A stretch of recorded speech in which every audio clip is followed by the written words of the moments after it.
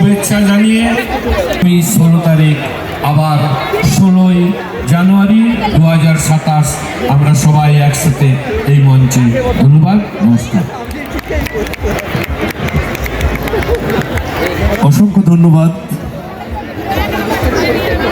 মাননীয় শ্রী তুহিনকান্তি বেরা মহোদয়, কি সাথে আমাদের উৎসব কমিটির যুগ্ম সাধারণ সম্পাদকের অন্যতর। আমরা এবার সেই সমস্ত মানুষদেরকে আপনাদের সাথে পরিচিত করব যাদের প্রত্যেকের আজকের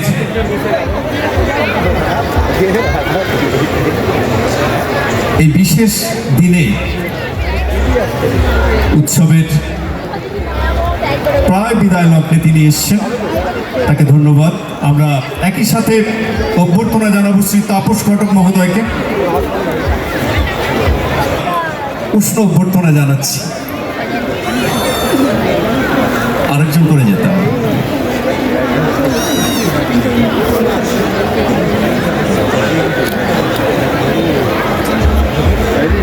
চলে যাচ্ছলে বলতেই পারি এই যাবতীয় সুখ দুঃখের কাহিনী লিপিবদ্ধ থাকবে। তাই এই মুহূর্তকে চিরায়মান করে রাখার জন্য আপনাদের কাছে প্রত্যাশা করব একটি হাততালি। নন্দিত হোক এই মুহূর্ত চিরস্মরণীয় হয়ে থাক 37 বর্ষীয় ঘাটাল উৎসব এবং শিশু মেলার স্মরণিকা, যা পরবর্তীকালে আপনাদের মধ্যে যারা রসিক মানুষ আছেন, পড়তে ভালোবাসেন, পাঠ করতে ভালোবাসেন, তাদের মধ্যেও আমরা বিতরণ করব। সেই পত্রিকা প্রকাশ হলো এক গৌরবের মুহূর্ত, এক চিরস্মরণীয় মুহূর্ত। আমরা সমাপ্তি অনুষ্ঠান ঘাটালের ঐতিহাসিক মেলা ঘাটাল উৎসব শিশু মেলা এবারে 37তম বর্ষ চলেছে। বিপুল মানুষের আগমন, প্রতিদিনই জনস্রোত, প্রতিদিনই বিচিত্র অনুষ্ঠান। আমরা পেয়েছি এই 37 বছর ধরে যিনি এই মেলা কমিটির সঙ্গে যুক্ত আছেন পত্রিকা সম্পাদনার কাজে, দিবাকর্ষী। তিনি যেমন যে কোনো সংবাদ পরিবেশনে একটা বিতর্কের ঝড় তুলেন, তেমন সম্পাদনাও করেন এবং তার বিখ্যাত পত্রিকা এবং জনপ্রিয় পত্রিকা এখন ঘাটাল। আমরা এই মেলা সম্পর্কে দিবাকর বাবুর কাছে কিছু প্রাসঙ্গিক কথা আমরা জেনে নেব। স্যার, আপনার নাম? দিবাকর সি। আপনি এই মেলা কমিটির সঙ্গে তো 37 বছরই যুক্ত আছেন। কম বেশি 37 বছর আছে। কিন্তু এর আগে তো আমরা মেলা দেখেছি, খুব ছোট আকারে মেলা হতো, এত বৃহত্তর মেলা হতো না। তো বর্তমানে তো সেই মেলা বিভিন্ন কারণে মেলার দিন বেড়েছে এবং মেলার আয়োজন বেড়েছে। তো এই বিষয়ে আপনার প্রতিক্রিয়া কী? দেখুন, বীজ থেকেই তো বৃক্ষ হয়।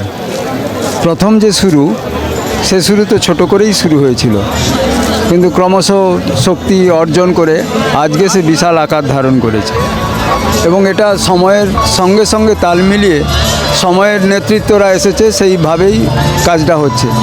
আজকে 37 বছরের মাথায় যে কাজটা হচ্ছে, সে কাজটা আমরা যদি প্রথম বছরেই আশা করি তাহলে ওটা ভুল হবে, কেননা 37 বছর ধরে তাকে তৈরি হতে হয়েছে। সেই জন্যই আজকে 37তম বছরের মেলা আজ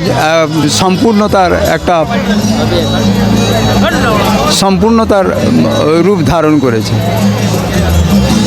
ঘাটালে কি এই শিশু মেলার খুব বিশেষ প্রয়োজন ছিল? অবশ্যই প্রয়োজন ছিল। শিশু মেলা একটা নামমাত্র। শিশুরা যেমন এখানে শিশু বিনোদন এবং শিশুদের নানা রকমের খেলা, তাদের সাংস্কৃতিক কাজকর্ম, ছবি আঁকা ইত্যাদি শিশুদের জন্য যেমন আছে, তেমনি বড়দের জন্যেও এখানে সেই সমস্ত প্রোগ্রামগুলো রয়েছে। এখানে প্রায় 135টার বেশি বিষয়ের উপর এখানে প্রতিযোগিতা হয় সুতরাং এ মেলা খুব গুরুত্বপূর্ণ মেলা। হ্যাঁ, ত্রুটি যারা খোঁজেন তারা ত্রুটি খুঁজতে পারবেন, ত্রুটি তো সবসময় মানুষ খোঁজে, কিন্তু এত বড় মেলাকে সংগঠিত করা এবং তাকে রূপ দেওয়া বড় কঠিন। যারা সমালোচনা করবেন তাদেরকে একটু সহানুভূতির সঙ্গে বিবেচনা করতে হবে। ভুলভাল তো নিশ্চয়ই সমস্ত ক্ষেত্রে আছে, কিন্তু ভুলটাকে বড় করে দেখলেই হবে না। ঘাটালের যে ঐতিহ্য, সেই ঐতিহ্যকে কিন্তু এই মেলা বাড়িয়ে দিয়েছে। এবারের মেলাতে কি সেরকম কোনো কিছু ভুল হয়েছে যে যাতে এই শিশু মেলার তে একটা কোনো কালো ছাপ পড়েছে, এমন কি কোনো ঘটনা ঘটেছে? সেরকম ঘটনা আমার চোখে নেই। আমি সমগ্র অনুষ্ঠান তো দেখিনি। আমার দায়িত্ব ছিল একটা পত্রিকা সংক্রান্ত, স্মরণিকা সংক্রান্ত, সে ব্যাপারেই আমি মেতেছিলাম, কিন্তু অন্যান্য বিষয়ের সম্পর্কে আমার পক্ষে বলা এই মুহূর্তে কঠিন। খোঁজ নিলে অবশ্য বলতে পারবো। আমরা জানলাম এই মেলার প্রাচীন ইতিহাস। আগে এই মেলা খুব ছোট ছিল, তারপর ক্রমশ দিনে দিনে মেলার আকার ও পরিধি বেড়েছে এবং মেলার ঘাটালে যথেষ্ট প্রয়োজনীয়তা আছে, কারণ এই মেলার মাধ্যমেই আমাদের এই ঘাটাল এলাকার কৃষ্টি ঐতিহ্য সমস্ত কিছুই তুলে ধরা হয়। আগামী দিনে এই মেলা আরও বৃহত্তর আকার ধারণ করবে। এই যে বিশাল মাঠ, এই বিশাল মাঠের থেকে দেখা যাবে আরও একটা হয়তো এর মাঠ যুক্ত হবে। এইখানে না মেলা হয়ে এই মেলা হয়তো কোনো বৃহত্তর একটা মাঠেও হতে পারে। ক্যামেরায় রাজীব পাত্রের সঙ্গে আমি শ্যামাপদ প্রামাণিক, STSP news Bangla, Indian news Kolkata. সবার খবর সবার আগে, সরাসরি ঘাটাল উৎসব শিশুমেলা প্রাঙ্গণ থেকে।